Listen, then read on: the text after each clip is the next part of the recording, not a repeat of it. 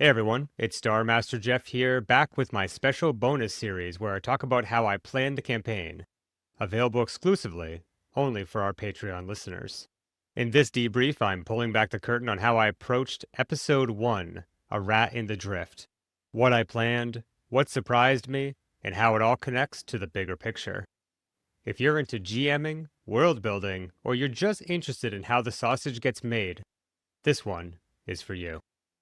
My goals were very humble for this episode as a Star Master. Introduce the characters, introduce the corporation that hired them, Omnitech Holdings, mention the mysterious Dr. Ilara Voss, and set the PCs on a path to get their ship, pick up Ilara Voss from Wafisa, and head off to investigate the mysterious signal.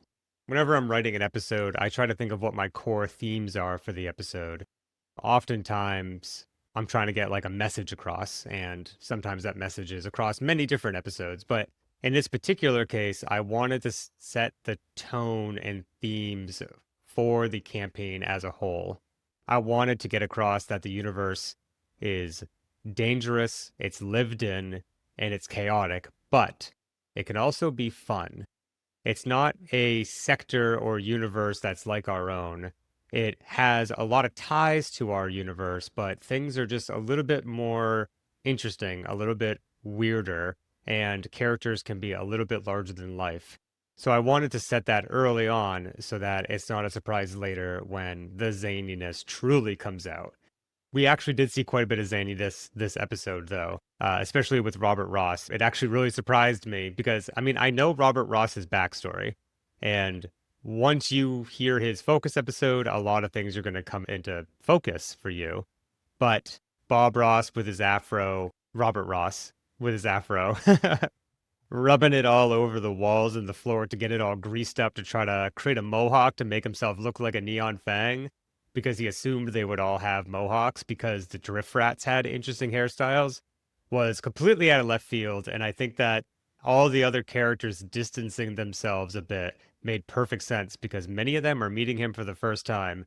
And this is not the last time he's going to act crazy. And no, no, no. He is a wild card. He is definitely chaos incarnate in a lot of different ways.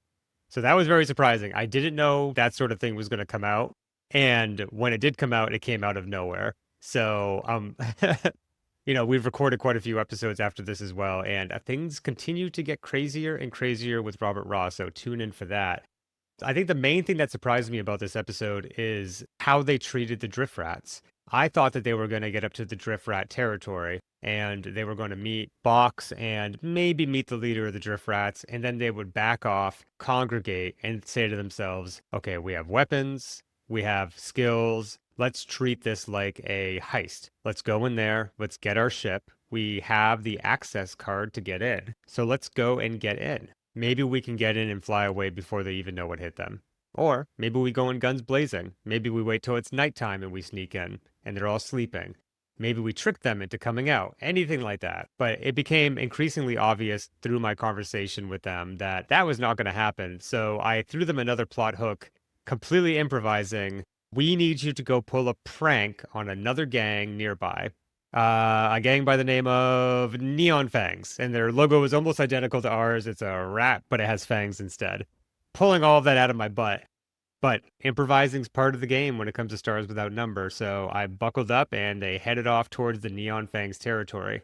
When I was conceiving of the Neon Fangs, there's actually a little spot there where they are role playing, and I am frantically writing a few notes down about who the Neon Fangs are. I very quickly realized that I didn't want two rough and tumble gangs that were extremely childlike that would want to play pranks on each other. I decided that one gang had to be the adult in the relationship, and since the Drift Rats are the children, the Neon Fangs are the adults. So when the group arrives at the Neon Fangs territory, they are put together, they are organized, they have an economy, they have businesses, they have a billiards hall. The Neon Fangs themselves have really organized as a type of police force to keep the dangerous drift rats and other gang members out and protect their own citizens. They even invite the characters to come and join their collective. They truly ended up being a community of paladins in a lot of ways. They're just wholesome and protective, and they want to make the station safe for everyone.